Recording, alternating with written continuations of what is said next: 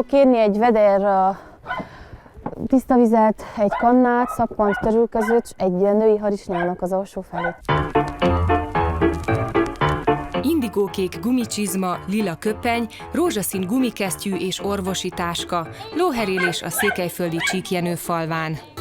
Antal Lillát már óvodás korában tengeri malacccal, macskával kellett megvesztegetniük a szüleinek, ha el akartak érni nála valamit. Így nem volt kétséges, hogy érettségi után útja az állatorvosi egyetem felé visz. Mivel édesapja is állatorvos, volt kitől ellesni a szakmai fogásokat. De akad olyan trükk, amit már Lilla fejlesztett ki. Felkötjük a lónak a farkát, hogy a sebben műtét után ne dobáljon bele szemetet a farkáról, vagy amint látszik, a szőrszálak is lepotyognak. Ha ezt ráhúzom, akkor az védi a szőröktől a sebet. Jól látom, hogy ez egy női harisnya? Igen, ezt én találtam ki, mivel hogy falun most hiába veszek el az embertől plusz pénzt arra, hogy egy megfelelő fáslit tegyünk a lófarkára, ez így semmibe kerül, egy új női harisnyát ráhúzunk a farkára, tökéletes. Célnak megfelel. Ez ilyen jó női trükk. Igen, női trükk. Eleinte a férfiak nagyon szégyelték ezt, és megfigyeltem, hogy én gondosan felköttem a farkát, rátettük a harisnyát, másnap, amikor sétáltatták műtét után, ezt itt össze kell bogozni. Harisnya sehol, hát de ő hogy menjen ki egy női harisnyával a lova farkán az utcára? Most már mindenhol elmondom, hogy az fel van téve, szégyen, ott maradt, nem. A műtét után ugrás be az autóba, mert már jött is a telefon, kiskutyák érkeztek a rendelőbe. Az a rossz abban, hogy vegyes praxisom van, tehát hogy nagy állatokkal és kis állatokkal egyaránt foglalkozom, hogy most ugye kint voltunk terepen, de vissza kell menni a rendelőbe, ott injekciót kapnak a kutyák, utána visszamegyünk ismét farmra, és egész nap így járkálunk.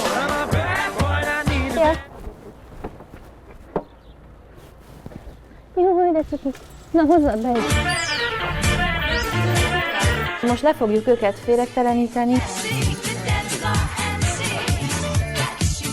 A kiskutyák kezelése alatt is már csöng a telefon, várják a következő helyszínen. Tehén jobban van? Na, megyek, most megnézem még akkor, jó? Jó. Na, indulunk, szia! Üljön le gyorsan! Nem ötör! Az egyetem elvégzése után Lilla mindenképpen haza akart jönni Kolozsvárról szülőfalujába. Nem is sejtette, itthon milyen megpróbáltatások várnak rá. Hazajöttem, kész lett a rendelőm, nagyon örültem neki, és akkor beültem, vártam a klienseket, be is jöttek, körülnéztek, és hallottam, ahogy kimennek, hogy mondja a bácsi a barátjának, hogy nincs bent senki, vagy azt, hogy nincs bent senki, csak a leányka.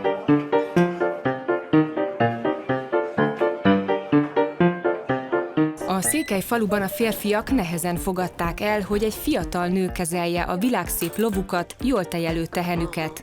Végül a sürgősségi esetek hozták meg Lilla számára az áttörést. Régóta ismerem. Tudtam, hogy az apukája mellett sokat gyakorol. Tudtam, hogy egy okos kicsi csaj, úgyhogy tehetséges.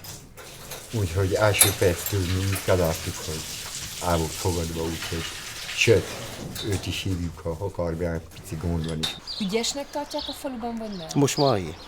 Most már igen, előre húzakodtak egy kicsit, hogy női állatorvosként, hogy tud, mit tud, de rájöttek, hogy szakmailag nagyon jó. Lilla rajong a kutyákért, 2 foxija van, Itt nem mutatkozunk be? és közép-ázsiai juhászkutyákat is Ő a tenyészt. kedvenc kutyám. Ezt szoktuk még, mi is szoktuk el, amikor így szerelmet volna. Meg kell állni, ugye? Anyát szereti, nagyon szereti. A hosszú nap és egy kiadós mosakodás után Lilla ismét autóba ül, de ezúttal nem az egyik istálló a célpont, hanem a csíkszeredai konditerem. Itt vezeti le a napi stresszt, itt töltődik fel pozitív energiával.